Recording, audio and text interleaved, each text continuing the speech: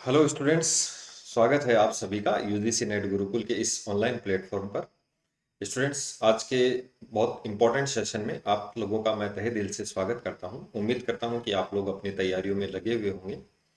आज का जो सेशन है वो पॉलिटिकल साइंस जो अपना सब्जेक्ट्स है उस पर आधारित है।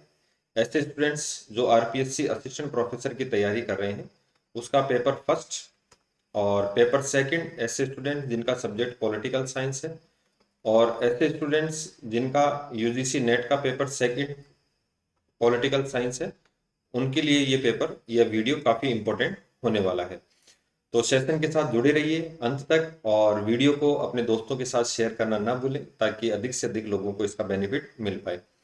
आज का जो वीडियो है वो अपना राज्यपाल पर आधारित है। गवर्नर जो होता है स्टेट गवर्नमेंट में, उसको लेकर अपना ये वीडियो होने वाला है और इसमें हम जो राज्यपाल का जो पद है उसको लेकर चर्चा करेंगे। तो जो आरपीएससी असिस्टेंट प्रोफेसर का पेपर फर्स्ट है उसके अंदर ये टॉपिक है, उसमें स्टेट गवर्नमेंट आपकी कंप्लीट है। इसके अतिरिक्त अपन बात करें आरपीएससी का असिस्टेंट प्रोफेसर का जो पॉलिटिकल साइंस का पेपर है उसके अंदर भी ये टॉपिक है और यूजीसी नेट और यूपी असिस्टेंट प्रोफेसर में ये टॉपिक आप लोगों को कॉमन है। तो ऐसे स्टूडेंट्स जो ये सब पेपर दे रहे हैं या फिर मैं बात करूं एमपी सेट का एग्जाम दे रहे हैं, पॉलिटिकल साइंस आपका सब्जेक्ट है, तो उसमें भी आप लोगों के लिए ये वीडियो बहुत महत्वपूर्ण होने वाला है। तो सेशन को शेयर करना ना भूलें। चलिए आज की वीडियो की शुरुआत करते हैं। सबसे पहले तो अपन बात करें कि जो राज्यपाल आता है वो कौन सी सरकार के अंतर्गत आता है। तो ध्यान रखना, राज्यपाल आता है राज्य सरकार के अंतर्गत, गवर्नर राज्य सरकार के अंतर्गत आता है। भारतीय संविधान का भाग 6, भारतीय संविधान का भाग 5 तो संबंधित है, वो सेंट्रल गवर्नमेंट से है और भारतीय संविधान का जो भाग 6 है वो स्टेट गवर्नमेंट से संबंधित है। स्टेट गवर्नमेंट में भी उसके फिर अलग अलग पार्ट होते हैं। पहली बात करें अपन, जो आर्टिकल है 152 से 237, अनुच्छेद 152 से 237 तक राज्य सरकार का उल्लेख है। राज्य सरकार में बात करें हम तो, या फिर हम किसी भी सरकार की बात करें, सरकार के जो 3 अंग होते हैं, सरकार के 3 अंग होते हैं, उसमें 3 अंगों में जो बात करें हम तो सरकार का पहला जो अंग होता है वो व्यवस्थापिका होता है, दूसरा जो अंग होता है वो कार्यपालिका होता है और तीसरा जो अंग होता है वो न्यायपालिका होता है। व्यवस्थापिका में अगर अपन बात करें, अगर स्टेट गवर्नमेंट की बात करें तो यहाँ पर राज्यपाल आ जाता है, विधानसभा आ जाती है और विधान परिषद आ जाती है। कार्यपालिका में राज्यपाल आ जाता है, मुख्यमंत्री आ जाता है, मंत्री परिषद आ जाती है और महाधिवक्ता आ जाता है। और न्यायपालिका में उच्च न्यायालय हो जाता है, हाईकोर्ट, फिर इसके अधीनस्थ न्यायालय हैं और प्लस इनमें न्यायाधीश हैं। तो ये न्यायपालिका, तो इस तरीके से जो सरकार होती है वो यहाँ पर डिवाइड होती है। तो अनुच्छेद 152 से 237 तक जो सरकार का उल्लेख किया गया है वो राज्य सरकार का उल्लेख किया गया है, 152 से 237। इसमें जो भाग अध्याय फर्स्ट है इसमें 153, अनुच्छेद 152, जिसमें राज्य की परिभाषा दी गई है कि व्हाट इज द स्टेट, राज्य क्या होते हैं। अध्याय 2 में कार्यपालिका, कार्यपालिका में मुख्यमंत्री, राज्यपाल और मंत्री परिषद, 153 से 167 तक अनुच्छेद है उसमें इसका उल्लेख किया गया है। भाग 3 में विधानमंडल है, अनुच्छेद 168 से 212 तक।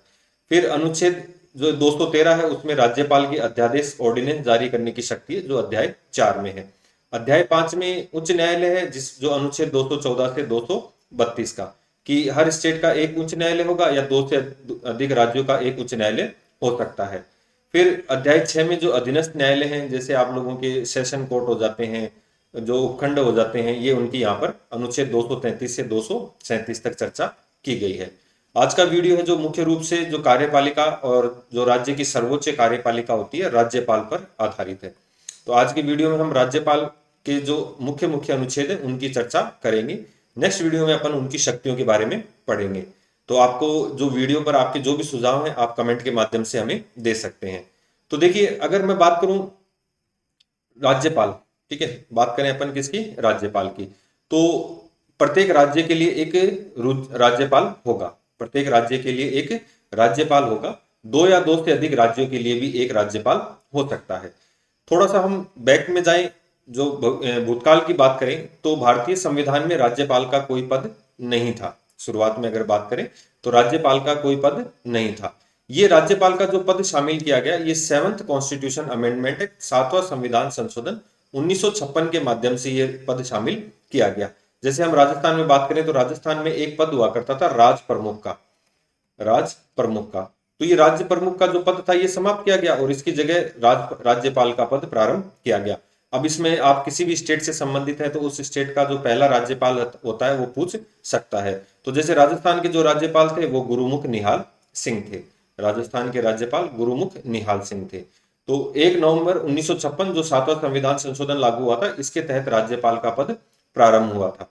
राज्यपाल दो या दो से अधिक व्यक्तियों को एक व्यक्ति को दो या दो से अधिक राज्यों का राज्यपाल बनाया जा सकता है। अब भारतीय संविधान का यदि सबसे कोई विवादास्पद पद है, सबसे ज्यादा विवादास्पद पद है, तो वो राज्यपाल का पद है, क्योंकि राज्यपाल अपनी दोहरी भूमिका में होता है। राज्यपाल दोहरी भूमिका में होता है। एक भूमिका वो निभाता है केंद्र के प्रतिनिधि के रूप में, एक भूमिका होती है उसकी केंद्र के प्रतिनिधि के रूप में, और जो दूसरी भूमिका होती है वो होती है राज्य का संवैधानिक प्रमुख। राज्य का संवैधानिक प्रमुख, राज्य का संवैधानिक प्रमुख। तो इसके कारण ये हमेशा विवाद का विषय रहा है राज्यपाल का जो पद है, क्योंकि इसमें क्या होता है कि राज्यपाल कई बार केंद्र के इशारों पर काम कर लेता है। राज्यपाल और मुख्यमंत्री के बीच में किसी कारण से अनबन होती है, जिसके कारण हमेशा जो राज्य सरकार दबाव में रहती है, या हम इनडायरेक्ट रूप से यूं कहें कि केंद्र सरकार राज्य के ऊपर अपना नियंत्रण स्थापित करके रखती है राज्यपाल के पद के माध्यम से। राज्यपाल की अगर बात करें तो इसे जो सरोजिनी नायडू है, इन्होंने सोने के पिंजरे में कैद चिड़िया कहा है। ये ध्यान रखना, सोने के पिंजरे में कैद चिड़िया कहा है, क्योंकि इसके पास शक्तियां तो हैं लेकिन ये वास्तव में उनका उपयोग नहीं कर सकता। इसका कारण क्या है कि भारत में जो है वो पार्लियामेंट्री सिस्टम है, संसदीय शासन व्यवस्था को अपनाया गया है। संसदीय शासन व्यवस्था में क्या होता है कि एक तो नाम मात्र का शासक होता है और एक शासक जो होता है वो वास्तविक होता है, एक वास्तविक होता है। तो राज्य की अगर बात करें तो नाम मात्र का जो शासक होता है वो राज्यपाल होता है, और वास्तविक जो शासक होता है वो मुख्यमंत्री होता है। वो मुख्यमंत्री प्लस उसकी मंत्री परिषद होती है। तो इसलिए ये राज्यपाल का पद क्या है, नाम मात्र का शासक है, राज्य का संवैधानिक प्रमुख है। यदि क्वेश्चन पूछे तो राज्यपाल क्या है, राज्य का नाम मात्र का शासक है, राज्य का प्रथम नागरिक है, और राज्य का नाम मात्र का या संवैधानिक प्रमुख है। ठीक है, तो ये यहाँ पर राज्यपाल से संबंधित मुख्य मुख्य जो बेसिक है वो अपन ने चर्चाएं की हैं। नेक्स्ट अपन बात करते हैं राज्यपाल से संबंधित जो आर्टिकल होते हैं, कि जैसे राज्यपाल की नियुक्ति कौन करता है।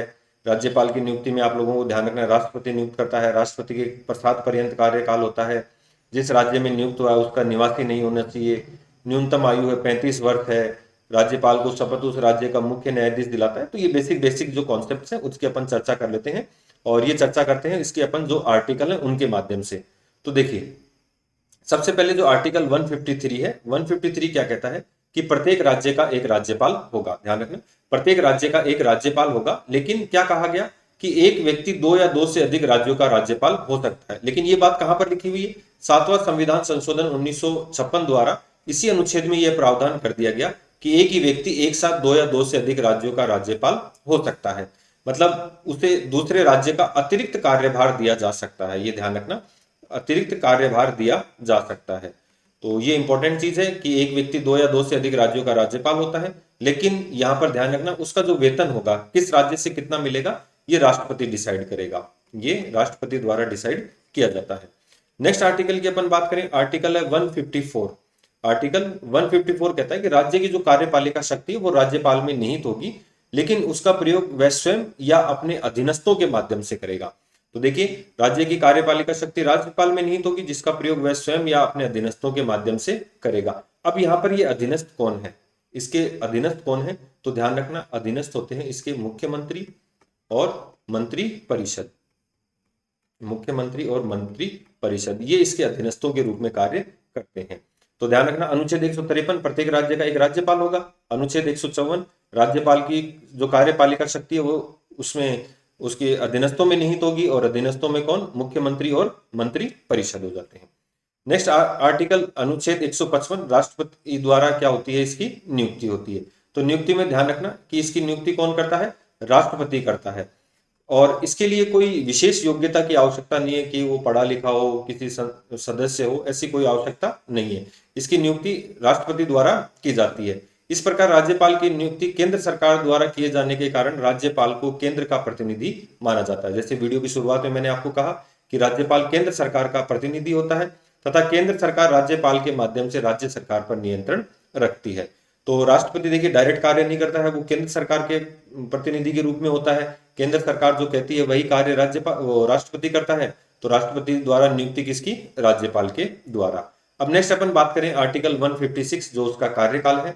कार्यकाल ध्यान रखना, आपके पास दो ऑप्शन आए कि एक तो राष्ट्रपति के प्रसाद पर्यंत और एक ऑप्शन आए 5 वर्ष। तो हालांकि होता 5 वर्ष है, लेकिन इसमें बेस्ट जो राइट आंसर होगा वो राष्ट्रपति के प्रसाद पर्यंत होगा। तो देखिए राज्यपाल राष्ट्रपति के प्रसाद पर्यंत कार्य करता है, अर्थात राष्ट्रपति उसे बिना किसी कारण के, बिना किसी प्रक्रिया के किसी भी समय पद से हटा सकता है। तो सामान्यतः अगर पूछ ले तो उसका कार्यकाल 5 वर्ष होता है, ध्यान रखना।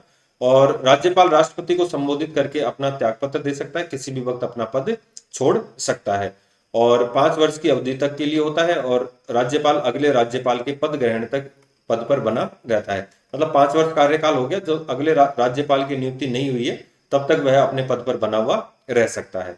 तो ध्यान रखना, राष्ट्रपति की प्रसाद पर्यंत होता है, सामान्यतः 5 वर्ष होता है। समय से पूर्व अपना त्यागपत्र राष्ट्रपति को दे सकता है। चलिए, तो ये काफी इंपॉर्टेंट चीजें हैं, आप लोग याद रखना।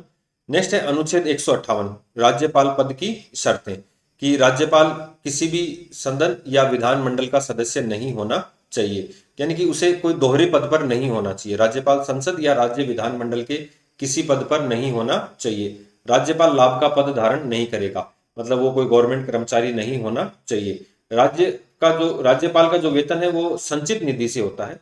ये संचित निधि क्या होती है? संचित निधि होती, देखिए प्रत्येक राज्य और केंद्र के पास दो प्रकार के पैसे खर्च करने के तरीके होते हैं। एक तो जो पूर्व निर्धारित होते हैं उसे अपन संचित निधि कहते हैं, और एक होती है आकस्मिक निधि। आकस्मिक निधि में क्या होता है, जैसे कोई बाढ़ आ गई, भूकंप आ गई, तो ऐसे किसी योजना पर अचानक से खर्च करना पड़ गया तो आकस्मिक निधि होती है। तो राज्यपाल का जो वेतन होता है वो संचित निधि पर भारित होता है। राज्यपाल के वेतन में किसी प्रकार की उसके पद के दौरान कटौती नहीं की जा सकती। अगर आपसे पूछ ले राज्यपाल का वेतन कितना है, तो ये ध्यान रखना 3.5 लाख रुपए राज्यपाल का वेतन है, ये राज्यपाल का वेतन है। लेकिन यदि एक ही व्यक्ति एक से अधिक राज्यों का राज्यपाल हो तो उसका वेतन वितरण राज्य में राष्ट्रपति द्वारा निर्धारित किया जाएगा।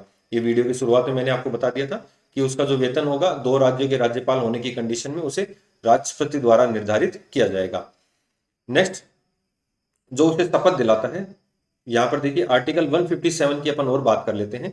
जो राज्यपाल का जो योग्यता है, आर्टिकल जो अनुच्छेद 157 है, अनुच्छेद 157 राज्यपाल की योग्यता की बात करता है। और योग्यताओं में अपन चर्चा करें तो पहली बात तो वो भारत का नागरिक होना चाहिए, जो पहली शर्त है वो भारत का नागरिक हो। और दूसरी जो शर्त है वो उसकी न्यूनतम आयु को लेकर है। न्यूनतम आयु उसकी 35 वर्ष होनी चाहिए। अपर एज कोई निर्धारित नहीं है, न्यूनतम आयु 35 वर्ष है। आर्टिकल 157 कहता है कि भारत का नागरिक हो और न्यूनतम आयु उसकी 35 वर्ष हो, ठीक है। और उसकी जो अहर्ताएं हैं वो किसी सदन का सदस्य नहीं हो, लाभ के पद पर नहीं हो, ये उसकी अहर्ताएं हैं, यानी कि ये उसके काम नहीं होने चाहिए। नेक्स्ट अपन बात करें अनुच्छेद 159। अनुच्छेद 159 करता है बात राज्यपाल के शपथ की। तो शपथ कौन दिलाएगा? तो जिस राज्य का वो राज्यपाल बना है उस राज्य का मुख्य न्यायाधीश उसको शपथ दिलाएगा। अगर मुख्य न्यायाधीश नहीं है तो वरिष्ठतम न्यायाधीश उसको शपथ दिलाएगा। यदि किसी राज्य का कार्यवाहक राज्यपाल बनाया गया है तो ये बात ध्यान रखना कि उसे उस राज्य की शपथ भी लेनी होगी। भारतीय संविधान में एक जो अनुसूचियां हैं उसमें तीसरी अनुसूची में विभिन्न पदाधिकारियों की शपथों का उल्लेख किया गया है। लेकिन ध्यान रखना, इसमें जो उल्लेख किया गया उसमें जैसे संसद के सदस्य हैं, विधानमंडलों के सदस्य, उनकी शपथ का उल्लेख किया गया है। राज्यपाल की शपथ है वो तीसरी अनुसूची में नहीं बल्कि अनुच्छेद 159 में दी गई है। नेक्स्ट अपन बात करें आर्टिकल 160, अनुच्छेद 160 आकस्मिक परिस्थितियों में दशा, यानी कि राष्ट्रपति को राज्यपाल को आकस्मिक परिस्थितियों में ध्यान रखना कि राज्यपाल पर आकस्मिक रूप से रिक्त होने पर पद आकस्मिक रूप से रिक्त होने की दशा में राष्ट्रपति द्वारा निर्धारित व्यक्ति को उस पद पर कार्य का निर्वहन करना होगा। तो इसमें जैसे वो किसी पड़ोसी राज्य का जो राज्यपाल है उसको कार्यवाहक बना सकता है, या उच्च न्यायालय का जो न्यायाधीश है, मुख्य न्यायाधीश, उसको कार्यवाहक राज्यपाल बना सकता है। तो देखिए सामान्यतः ऐसी स्थिति में राष्ट्रपति पड़ोसी राज्य के राज्यपाल अथवा संबंधित उच्च न्यायालय के मुख्य न्यायाधीश को कार्यवाहक राज्यपाल नियुक्त कर सकता है। तो ये ऐसी स्थिति है जब आकस्मिक किसी मृत्यु हो जाए या त्यागपत्र दे दे, तो ऐसी स्थिति में राष्ट्रपति द्वारा इस पद पर किसी अन्य व्यक्ति को नियुक्त किया जाता है। नेक्स्ट, राज्यपाल के विशेषाधिकार काफी इंपॉर्टेंट है। आर्टिकल 361 में ध्यान रखना, ये आर्टिकल 361 में मतलब इसमें ये होता है कि राज्यपाल को किस कंडीशन में गिरफ्तार नहीं किया जा सकता, राज्यपाल के को क्या क्या संरक्षण प्रदान किया गया है। तो देखिए, राज्यपाल अपने पद एवं कार्य के लिए किसी भी न्यायालय के प्रति उत्तरदायी नहीं होगा। इसका कारण यह है कि राज्यपाल नाम मात्र का शासक होता है, क्या तो केंद्र के इशारे पे कार्य करेगा या वो राज्य के जो आदेश होते हैं उनके ऊपर कार्य करेगा। राज्यपाल के विरुद्ध किसी भी न्यायालय द्वारा गिरफ्तारी आदेश जारी नहीं किया जा सकता। उसके विरुद्ध किसी भी न्यायालय में आपराधिक मामले नहीं लाए जा सकते। और यदि दीवानी मामले, रुपए पैसे लेन देन, पारिवारिक मामले हैं, तो 2 माह पूर्व उसको सूचना दी जाएगी और उसके आधार पर ये राज्यपाल के विरुद्ध कार्रवाई की जा सकती है। तो ये उसका विशेषाधिकार है राज्यपाल का। तो ये लगभग सभी सांसदों के, विधायकों के, सबके जो है वो विशेषाधिकार होते हैं। तो ऐसे ही विशेषाधिकार राज्यपाल के हैं। तो आज के वीडियो में अपन ने जो राज्यपाल के जो महत्वपूर्ण आर्टिकल है उनसे संबंधित चर्चा की है। आप इनको बार बार दोहराना कि जैसे अनुच्छेद 152 में राज्य की जो परिभाषा है वो है, अनुच्छेद 153 में राज्यपाल का पद है, अनुच्छेद 154 में राज्यपाल की जो कार्यपालिका शक्ति है, फिर ऐसे जो उसकी शपथ है, उसका जो योग्यताएं हैं वो अपने को बार बार पढ़नी है। नेक्स्ट वीडियो में अपन जो बात करेंगे वो राज्यपाल की जो शक्तियां हैं उसके माध्यम से करेंगे। और इस तरीके से जो असिस्टेंट प्रोफेसर राजस्थान का एग्जाम है उसका अपन संपूर्ण जो पॉलिटिकल साइंस का सिलेबस है उसको कवर करने की प्रयास करेंगे। तो आज के वीडियो में इतना ही, और बने रहिए हमारे साथ और चैनल को सब्सक्राइब करना न भूलें। धन्यवाद।